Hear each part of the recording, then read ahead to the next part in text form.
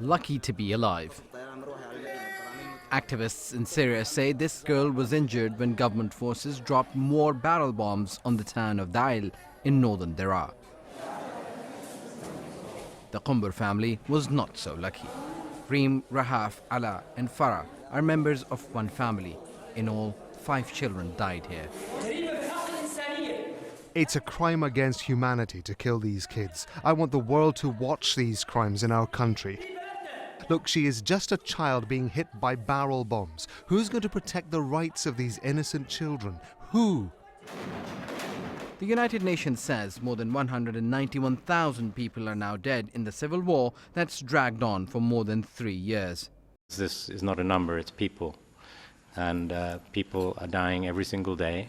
The rate of killing in Syria is, if you look at monthly averages, is extraordinarily high still. We're talking, I think, over the last year, around 5,000 to 6,000 per month.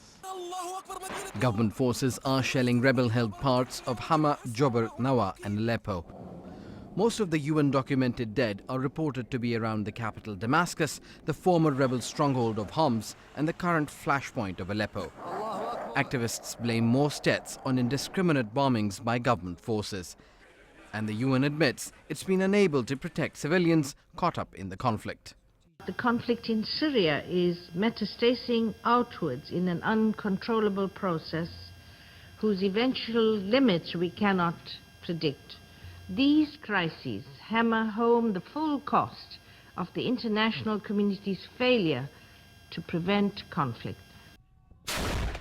But it's not just the government. Syrian rebels have been bitterly divided, and in recent months they have been fighting the Islamic State group as well.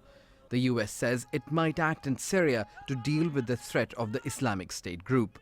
But activists accuse the US and the international community for creating an environment for radicals like the Islamic State to grow by failing to stop the killings by the Assad regime. Osama bin Javed, Al Jazeera.